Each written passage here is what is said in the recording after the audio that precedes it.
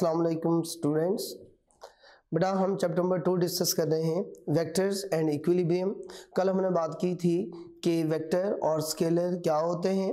आज हम बात करेंगे कि जो वेक्टर है अगर वो जो है प्लेन के अंदर लाई करे तो फिर उसको कैसे रिप्रेजेंट करते हैं, और अगर कोई वेक्टर स्पेस के अंदर लाई करे तो फिर उसको हम कैसे रिप्रेजेंट करें। तो आइए हम देखते हैं कि रेक्टेंगुलर कोऑर्डिनेट सिस्टम की अगर बात करें तो जो रेक्टेंगुलर कोऑर्डिनेट सिस्टम है उसके अंदर जो वेक्टर है वो प्लेन के अंदर भी लाई कर सकता है और जो वेक्टर है वो स्पेस के अंदर भी लाई कर सकता है।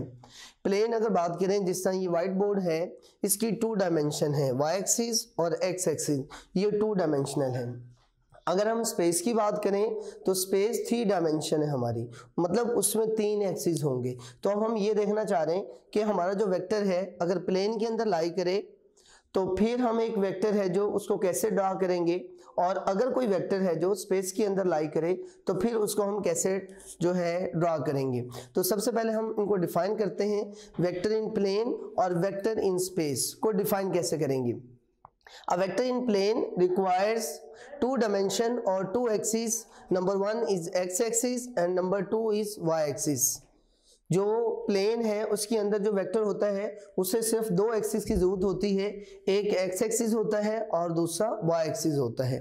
लेकिन अगर हम इसके कॉरस्पॉन्डिंग स्पेस की बात करें तो स्पेस के अंदर जो वेक्टर होता है उसको 3 एक्सिस है जो वो रिक्वायर होते हैं, क्योंकि स्पेस हमारी 3 डायमेंशनल है। तो उसमें किसी भी वेक्टर को रिप्रेजेंट करने के लिए हमें 3 एक्सिस की जरूरत होती है, एक्स एक्सिस, वाई एक्सिस और जी एक्सिस। अगर हम कोऑर्डिनेट्स की बात करें कि इनके जो नंबर्स होंगे उनको हम कैसे ड्रा करते हैं। A vector in the plane has 2 coordinates a and b। a and b कोई भी 2 नंबर हो सकते हैं। a जो है उस वेक्टर का डिस्टेंस है from along the x axis from the origin, और b उस वेक्टर का वर्टिकल डिस्टेंस है फ्रॉम द ओरिजिन। लेकिन अगर स्पेस की अगर हम बात करें तो स्पेस के अंदर जो वेक्टर होता है उसके 3 कोऑर्डिनेट्स होते हैं। लेट्स सपोज हमने उनको नाम दिया a, b और c, क्योंकि उसमें 3 एक्सिस होते हैं। जो पॉइंट a है वो अलोंग x एक्सिस है, जो पॉइंट b है ये नंबर b हमारे पास ये अलोंग y एक्सिस है, और जो पॉइंट c है ये डिस्टेंस है उस वेक्टर का along the z axis from the origin. ये नीचे आप आएंगे तो आपको क्लियर हो जाएगा कि हम किसी भी वेक्टर को कैसे रिप्रेजेंट करते हैं। अगर हम डायरेक्शन की बात करें, चूंकि हम वेक्टर की बात कर रहे हैं, तो जो वेक्टर होता है direction of a vector in a plane requires 1 angle. मतलब हमने ये देखा है पीछे कि अगर वेक्टर की हमने डायरेक्शन निकालनी है तो वो हम थीटा से फाइंड करते हैं। तो किसी भी वेक्टर की जो डायरेक्शन है उसको रिप्रेजेंट करने के लिए प्लेन के अंदर हमें सिर्फ एक एंगल रिक्वायर होता है जिसको हम थीटा कहते हैं, जो कि वेक्टर बना रहा होता है along the positive x axis in anti clockwise direction. जबकि हम दूसरी तरफ देखें तो जो वेक्टर स्पेस के अंदर होता है उसकी डायरेक्शन मालूम करने के लिए हमें क्या चाहिए होते हैं, हमें 3 एंगल चाहिए होते हैं, अल्फा, बीटा और गैमा। अल्फा जो एंगल है वो बन रहा होता है अलोंग एक्स एक्सिस, और जो बीटा है वो एंगल है जो कि वेक्टर बना रहा होता है अलोंग द वाई एक्सिस, और गैमा वो एंगल है जो वेक्टर बना रहा होता है along the Z axis. Let's suppose हमारे पास कोई भी एक पॉइंट P है स्पेस के अंदर, उसके कोऑर्डिनेट्स हैं जो A है, B है और C है।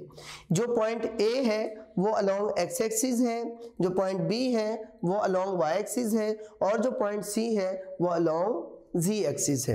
अगर हम इसके कॉरेस्पॉन्डिंग प्लेन को देखें, 2 डायमेंशन को देखें, तो इसमें हमारा जो पॉइंट P है उसके 2 कोऑर्डिनेट्स हैं, एक A और एक B।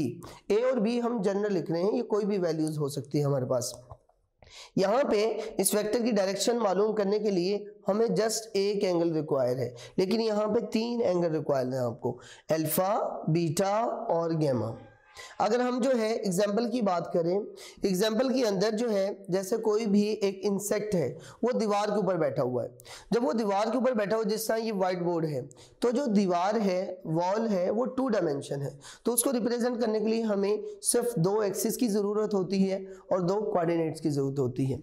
अगर हम इसकी एग्जाम्पल देखें स्पेस की, जैसे कोई भी एक इंसेक्ट है या बर्ड है जो कि फ्लाई कर रहा है, किसके अंदर, रूम के अंदर फ्लाई कर रहा है। जब वो रूम के अंदर फ्लाई करेगा तो उसको 3 एक्सिस की ज़रूरत होती है या 3 कोऑर्डिनेट्स की ज़रूरत होती है, क्योंकि वो जब स्पेस में होगा तो स्पेस हमारी 3 डायमेंशन है और जो दीवार है, वॉल है, वो 2 डायमेंशनल है। तो इस तरह से कोई भी हमारे पास जो वेक्टर गिवन होता है उसको हम प्लेन या स्पेस के अंदर हम ड्रा कर सकते हैं। बेटा दोबारा फिर सुन लें कि अगर कोई एक वेक्टर है प्लेन के अंदर लाई कर रहा है तो उसको ड्रा करने के लिए हमें जस्ट 2 प्लेन की जरूरत होती है, 2 एक्सिस की जरूरत होती है, एक एक्स एक्सिस और दूसरा वाई एक्सिस।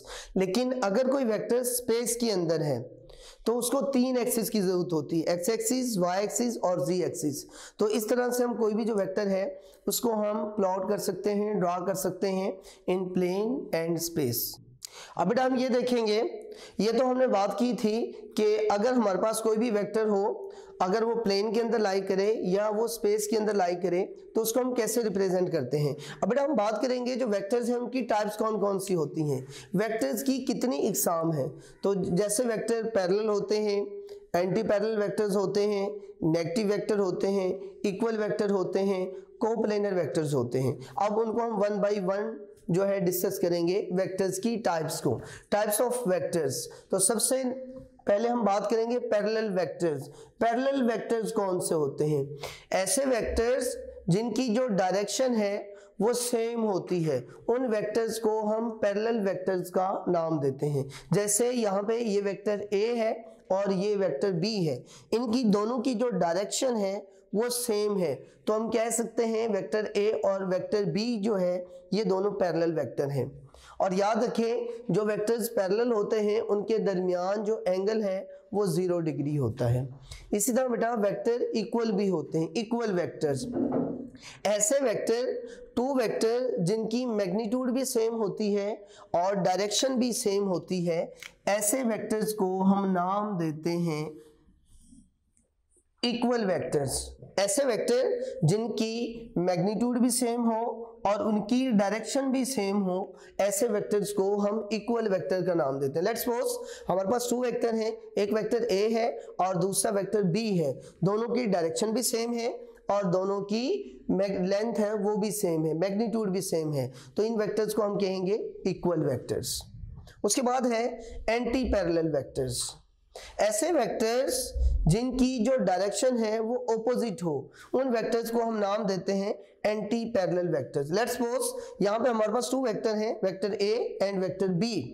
जो दोनों वेक्टर्स हैं वो दोनों की जो डायरेक्शन है वो ऑपोजिट है, इन वेक्टर्स को हम एंटी पैरेलल वेक्टर्स का नाम देते हैं। और याद रहे कि जो एंटी पैरेलल वेक्टर्स होते हैं उनके दरमियान जो एंगल है वो 180 डिग्री होता है। MCQs के लिए याद रखना आप लोगों ने। उसके बाद नेगेटिव वेक्टर्स क्या होते हैं? ऐसे वेक्टर्स जिनकी मैग्नीट्यूड तो सेम हो लेकिन उनकी जो डायरेक्शन है वो ऑपोजिट हो, ऐसे वेक्टर्स को हम नाम देते हैं नेगेटिव वेक्टर्स। लेट्स सपोज हमारे पास 2 वेक्टर हैं, vector A and vector B। दोनों की मैग्नीट्यूड तो सेम है लेकिन डायरेक्शन दोनों की ऑपोजिट है। और ये भी याद रखें कि जो नेगेटिव वेक्टर्स होते हैं उनके दरमियान जो एंगल है वो 180 डिग्री होता है। उसके बाद है कोप्लेनर वेक्टर्स। कोप्लेनर वेक्टर्स क्या होते हैं? ऐसे वेक्टर्स जो एक ही प्लेन के अंदर लाई करें, उन वेक्टर्स को हम कोप्लेनर वेक्टर्स का नाम देते हैं। लेट्स सपोज हमारे पास 3 वेक्टर्स हैं, वेक्टर A, वेक्टर B और वेक्टर C। ये तीनों वेक्टर्स एक ही प्लेन के अंदर लाई कर रहे हैं, तो इन वेक्टर्स को हम कहेंगे कोप्लेनर वेक्टर। जैसे व्हाइट बोर्ड हमारा एक प्लेन है, इस प्लेन के अंदर जितने भी वेक्टर्स होंगे वो सारे के सारे ही कोप्लेनर वेक्टर्स होंगे। लास्ट वन है नल वेक्टर। नल वेक्टर क्या होता है? ऐसा वेक्टर जिसकी जो मैग्नीट्यूड है वो 0 हो, उस वेक्टर को हम क्या कहते हैं? नल वेक्टर और अ जीरो वेक्टर। अब ये जो नल वेक्टर है ये हमें ऑब्टेन कैसे होता है? अगर एक वेक्टर को उसके नेगेटिव वेक्टर में हम ऐड करें तो दोनों वेक्टर का सम है वो 0 के बराबर आता है, और जो 0 है वो एक नल वेक्टर है। और याद रखें जो नल वेक्टर है उसको हम फिजिकल ड्रा नहीं कर सकते, और इसकी जो डायरेक्शन होती है वो आर्बिट्रेरी होती है। तो आई होप बेटा आप लोगों को ये बेसिक डेफिनेशन समझ आ गई होंगी।